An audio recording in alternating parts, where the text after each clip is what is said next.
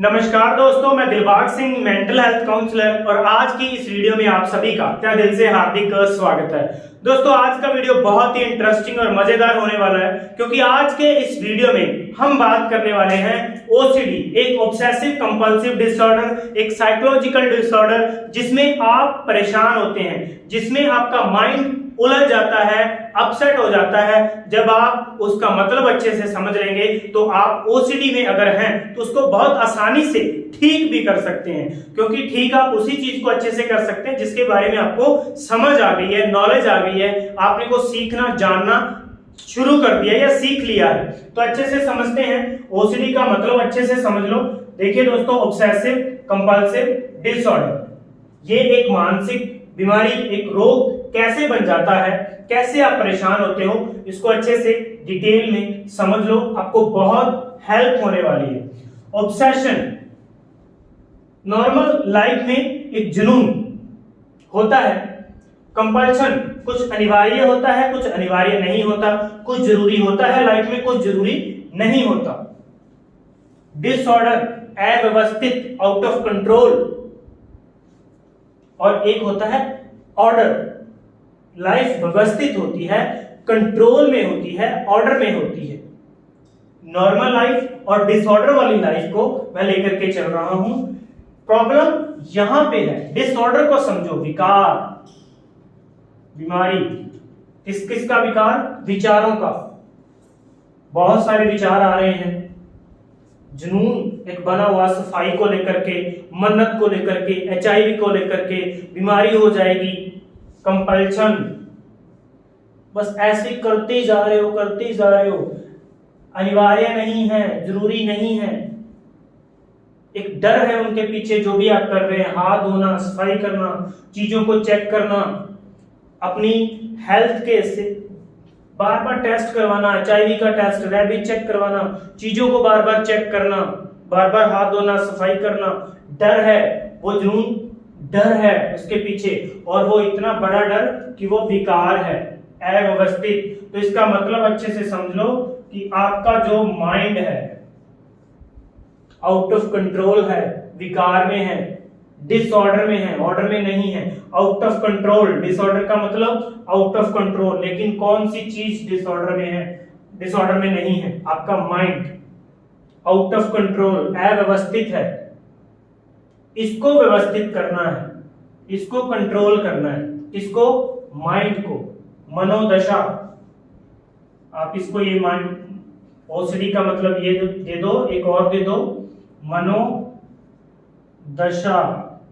मन की दशा।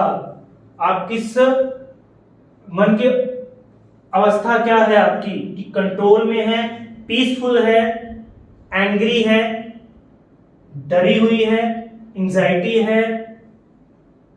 ये देखो, ये मतलब है कि आपका माइंड आउट ऑफ कंट्रोल है, अव्यवस्थित है, विकार, डिसऑर्डर में है, बीमारी में है।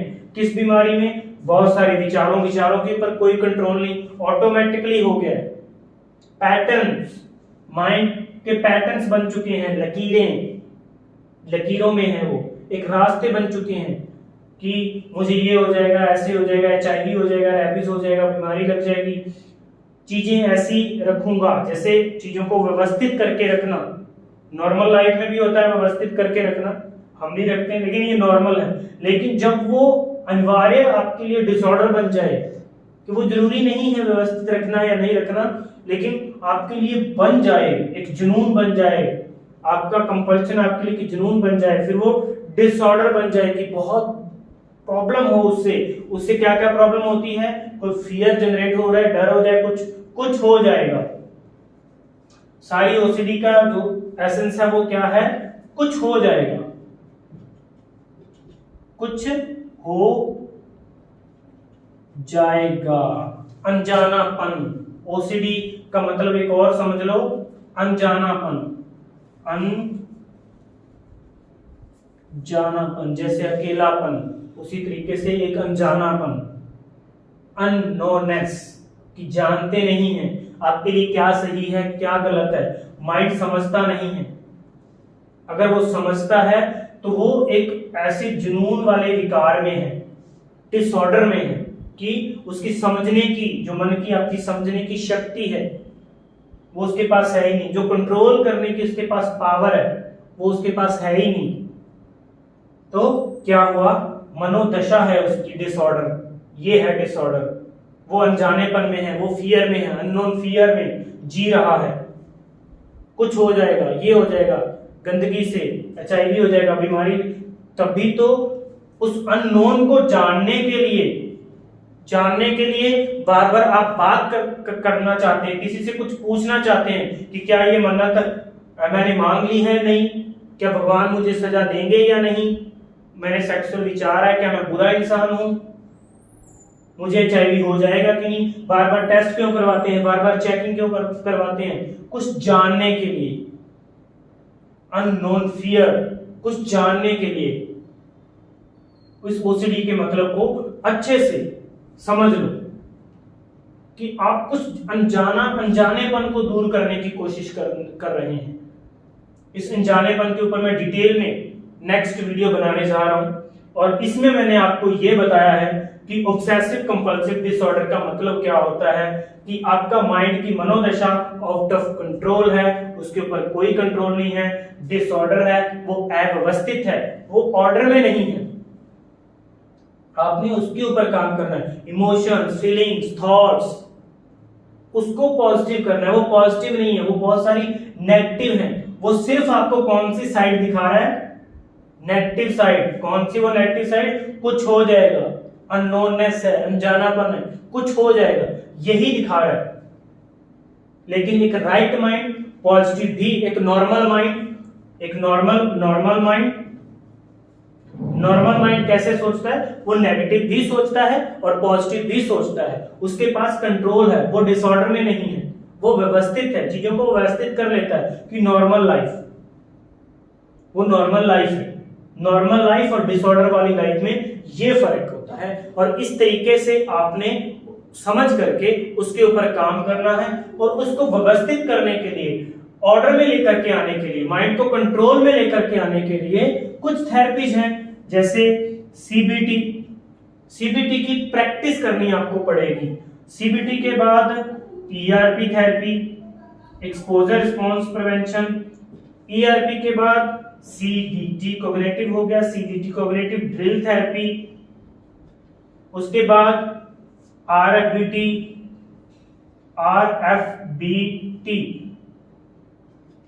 Recovery focus behaviour therapy. इस तरीके से कुछ माइंडफुलनेस की टेक्निक्स एंड तरीके, इस तरीके से हम डिसऑर्डर वाले माइंड को एक ऑर्डर में लेकर के आते हैं, उसको समझते हैं। तभी आप एक नॉर्मल माइंड में आ सकते हो, जब आप अपने माइंड को अच्छे से कंट्रोल में ले आओगे, उसको अच्छे से व्यवस्थित कर लोगे। तो यहां पर आपको काम करना है कि अपने माइंड को कंट्रोल करना, इस जुनून को समझना, इस अनिवार्यता को समझना, इस विकार को समझना, डिसऑर्डर को अच्छे से समझना। जब आप ऐसे काम करेंगे तो आप अपने आप को बहुत आसानी से ठीक कर पाएंगे। तो इसकी प्रैक्टिस आप मेरे साथ कर सकते हैं अगर आप करना चाहते हैं। लेकिन वीडियोस, नॉलेजफुल वीडियोस आपको मिलती रहेंगी। आप वीडियो देख करके भी आप अपने OCD को ठीक कर सकते हैं। अगर आपसे नहीं हो रहा, फिर ही आप मेरे दिए गए नंबर के ऊपर कॉल करें। सिर्फ प्रैक्टिस के लिए आप मेरे पास कॉल करें, OCD की काउंसलिंग करें। नहीं तो वीडियोस में आपको डिटेल में सब कुछ मिलेगा। अगर आप कोई सवाल पूछना चाहते हैं तो कमेंट बॉक्स में अपना सवाल लिख करके भेजें, अपनी प्रॉब्लम लिख करके भेजें। उसके ऊपर मैं आपको वीडियो भी बना करके दूंगा। आज का वीडियो आपको कैसा लगा कमेंट बॉक्स में जरूर बताइएगा। धन्यवाद, थैंक यू, शुक्रिया।